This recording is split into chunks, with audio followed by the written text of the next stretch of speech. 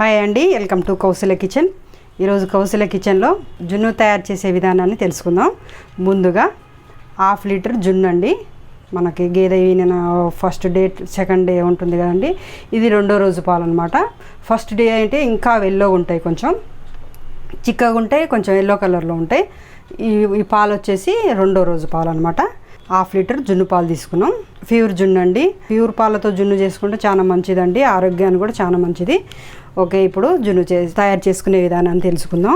ముందుగా 1/2 లీటర్ జున్ను పాలండి, 1/2 కప్పు వరకు బెల్లం, అదేవిధంగా 3 ఇలాచీ అండి, ఇలా నల్లగొట్టుకొని పెట్టుకున్నాను. ఒక 1/2 టీ స్పూన్ వరకు మిరియాల పొడి అండి. సో ఇప్పుడు తయారు చేసుకునే విధానాన్ని తెలుసుకుందాం. ముందుగా ఒక ఎడల్పు లాంటి బౌల్ తీసుకోవాలి. ఇదిగోండి, ఈ యొక్క బౌల్ తీసేసుకోవాలి. ఈ బౌల్లో తురిమి పెట్టుకున్న బెల్లం వేసుకోవాలి. 1/2 కప్పు వరకు బెల్లం వేసుకోవాలి. మీ రుచికి తగ్గట్టుగా, మీ స్వీట్కి తగ్గట్టుగా వేసుకోండి. ఇంతే బెల్లం వేయాలని ఏం లేదు రూలు. మీకు ఎంత తీపి కావాలంటే అంత బెల్లం వేసుకోవాలి. సో అదే బెల్లంలో ఇప్పుడు తీసుకున్న మిరియాల పొడి, ఇలాచి పొడి వేసుకోవాలి. ఒక 1/2 లీటరు 1/2 గ్లాసు నీళ్ళు తీసుకోవాలండి. ఈ నీళ్ళ బదులు మీకు మిల్క్ ఉన్నా ఏం పర్వాలేదు, కానీ మనకి ప్యూర్ మిల్కే అవసరపడుతుంది. మన ప్యాకెట్ మిల్క్ అయితే అంత టేస్ట్ బాగుండదు. నేను ప్యూర్ పాలు కనుక కొంచెం చిక్కగా ఉన్నది కనుక నీళ్ళని ఒక 1/2 గ్లాస్ వరకు తీసుకోవాలి.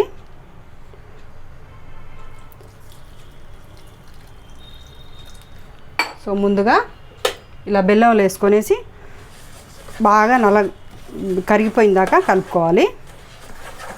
ఇలా కరిగిపోయిన దాకా కలుపుకోవాలి. ముందే పాలతో కలిపితే ఏంటంటే అవి పాలు అనేటి ఇరిగిపోతాయి కనుక పాలు పోసినాక కలపకుండా ముందుగా ఇలా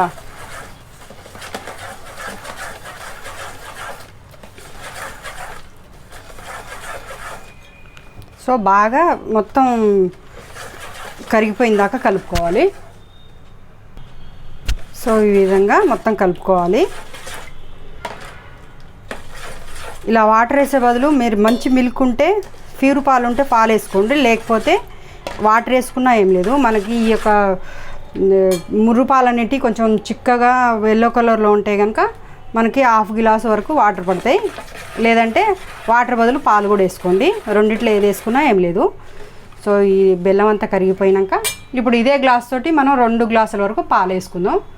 పాలను తీసేసుకుందాం. ఇప్పుడు ఒక 1/2 గ్లాసు వరకు వాటర్ తీసుకున్నాం కదా, 2 గ్లాసులు పాలు తీసేసుకుందాం.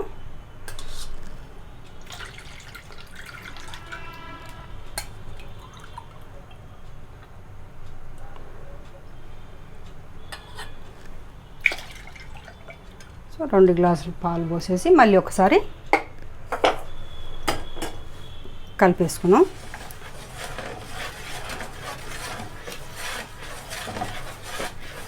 మీకు ఎంత స్వీట్ కావాలనో అంత స్వీట్గా చేసుకోండి.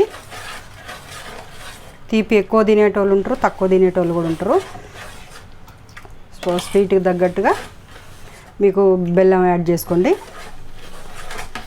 స్వీట్కి తగ్గట్టు మీరు బెల్లం యాడ్ చేసుకోండి. ఈ విధంగా బెల్లం మొత్తం కరిగిపోయేంత వరకు కలుపుకోవాలి.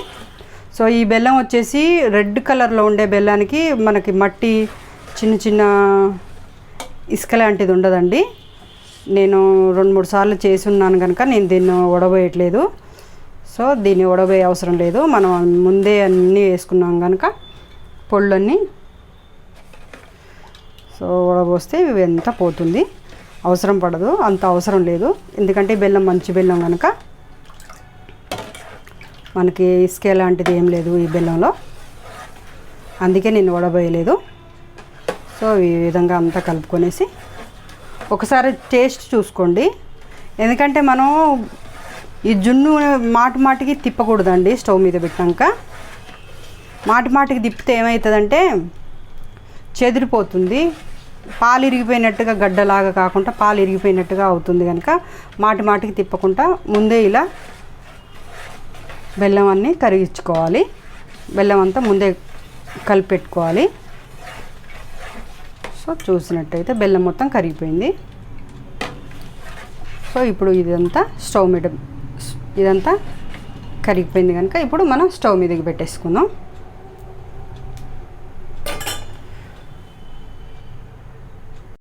ముందుగా స్టవ్ వెలిగించి కుక్కర్ పెట్టుకున్నామండి. 1/2 గ్లాస్ వాటర్ వేసుకోవాలి. సో ఇలా వాటర్ వేసిన తర్వాత ఒక స్టాండ్ పెట్టుకోవాలి. ఇలా స్టాండ్ పెట్టుకోవాలి. స్టవ్ హైలో పెట్టేసుకోవాలి. మనకి నీళ్ళు మరిగినప్పుడు పైకి రాకుండా ఉండడానికి ఇలా స్టాండ్ పెట్టుకోవాలి. సో ఇలా స్టాండ్ పెట్టేసిన తర్వాత మన యొక్క జున్నుని వేరే గిన్నెలో పోసేసుకొని ఈ విధంగా పెట్టేసుకోవాలి.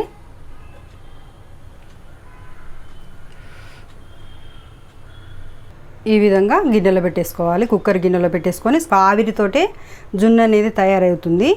మనం డైరెక్ట్గా స్టవ్ మీద పెట్టేస్తే ఏమవుతుందంటే అడుగు పట్టేస్తూ ఉంటుంది. అడుగు అంటుకుపోయి మనం కలిపినప్పుడల్లా అది చితికిపోయి మొత్తం పాలు ఇరిగిపోయినట్టుగా అవుతుంది. కనుక మనం డైరెక్ట్గా స్టవ్ మీద పెట్టేసుకోకుండా ఇలా కుక్కర్లో వాటర్ పోసేసుకొని ఒక స్టాండ్ పెట్టుకొని గిన్నెని లోపల పెట్టేసుకోవాలి. ఇప్పుడు మూత పెట్టి ఉడికించుకోవాలి. కుక్కర్ మూత పెట్టి విజిల్స్ రాకుండా జస్ట్ స్టీమ్ పోయేంత ఆవిరి పోయేటట్టుగా ఉడకనివ్వాలి. మూత పెట్టే అవసరం లేదు. సో స్టవ్ హైలో పెట్టేసుకొని ఉడకనివ్వాలి. సో ఉడికిన తర్వాత మీకు చూపిస్తాను. మధ్య మధ్యలో చూసుకోవాలి, 1-2 సార్లు చూసుకోవాలి. స్టవ్ హైలో పెట్టేసుకొని 10 నిమిషాల వరకు హైలో పెట్టుకోవాలి స్టవ్. తర్వాతకి స్లిమ్లో పెట్టేసుకోవాలి. ఇలా ఆవిరితోటి ఉడకాలి జున్ను అనేది.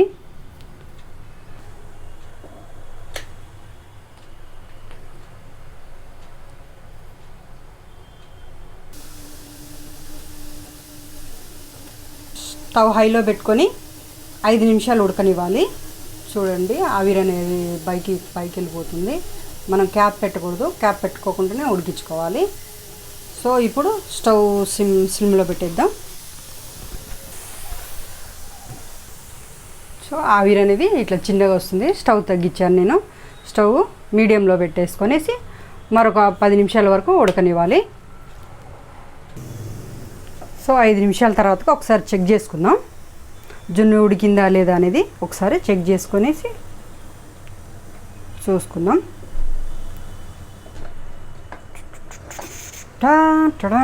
ఉడుకుతుంది. ఇంకా కొద్దిగా ఉడకాలి.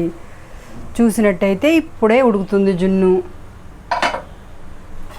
సో ఇంకా కొంచెం గట్టిపడాలని ఒకసారి చెక్ చేసుకుందాం.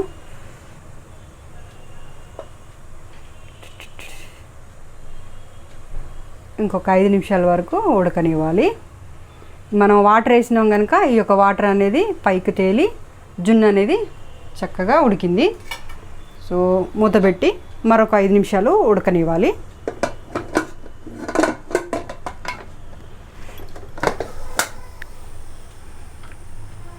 కొద్దిగా గట్టిపడాలి జున్ను. అప్పటి వరకు ఇంకొక 5 నిమిషాలు ఇలా లిడ్ పెట్టేసుకొని ఉడకనివ్వాలి. మరొక 5 నిమిషాల తర్వాతకి 5 నిమిషాల తర్వాత 10 నిమిషాల వరకు ఉడికిందండి జున్ను. సో జున్ను అనేది పర్ఫెక్ట్గా ఉడికింది.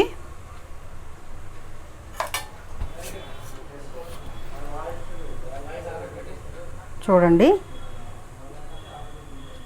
మనకి ఇందాకలా కొంచెం మెత్తగా అనిపించింది. ఇప్పుడు చూసినట్టయితే గట్టిగా అయింది. సో ఎమ్మి జున్ను రెడీ అయిపోయింది. సో ఈ యొక్క జున్నుని తీసి పక్కన పెట్టేసుకుందాం. స్టవ్ బంద్ చేసుకుందాం. సో జున్ను రెడీ అయిపోయింది. వేడిగా తినకుండా చల్లబరుచుకొని తింటే సూపర్ టేస్ట్ ఉంటుంది. 10 నిమిషాల పాటు ఫ్రిడ్జ్లో పెట్టేసుకుందాం. ఆ తర్వాతకి కుమ్మేద్దాం. ఎమ్మి జున్ను రెడీ అయిపోయింది. మనకు జున్ను రెడీ అయిపోయిందని తెలవడానికి చూడండి ఎక్కడ అతుక్కోలేదు. చక్కగా పర్ఫెక్ట్గా ఉడికింది జున్ను. సో ఈ ఏరే ప్లేట్లో తీసేసుకుందాం ఈ జున్నుని. జున్ను చల్లారినాక తింటేనే బాగుంటుంది, సూపర్ టేస్టీ ఉంటుంది. లేదంటే ఇలా వేడిగానే తినొచ్చు. ఇంకా చల్లారితే చాలా పిల్లలకి ఇష్టంగా మంచి స్వీట్గా చల్లగా బాగుంటుంది, ఐస్ క్రీమ్ లాగా. సో ఈ జున్ను రెడీ అయిపోయింది. ఇప్పుడు జున్నులో ఉన్న గొప్పతనం గురించి చెప్తాను. జున్నులో ప్రోబయాటిక్స్ ఉంటాయి. ఇవి మన ఆరోగ్యానికి చాలా మంచి చేస్తాయి. మీకు సంవత్సరంలో అసలు జ్వరం కూడా రాదు, అంత మంచి బ్యాక్టీరియా మన శరీరంలో యాక్టివేట్ అవుతాయి. సో ఈ జున్ను గురించి తెలుసుకున్నారు కదా. సంవత్సరంలో ఏ రోజైనా మీకు జున్ను పాలు కావాలంటే మీకు అడ్రస్ చెప్తాను. వనస్థలిపురంలో పనామా సెంటర్ దగ్గర ఒక పశువుల సంతలాగా ఉంటుంది. అక్కడ 2-3 రోజులలో ఈయనే పశువులను తీసుకొస్తారు. అందుకే అక్కడ పాలు దొరుకుతాయి. మీకు కావాలంటే మీరు అక్కడికి వెళ్ళి తీసుకోండి. లీటరు 300 రూపాయలు మాత్రమే. సో ఈ వీడియో నచ్చింది అనుకుంటున్నాను. ఈ వీడియో నచ్చినట్టయితే లైక్ చేయండి, షేర్ చేయండి, సబ్స్క్రైబ్ చేయండి. Thank you for watching.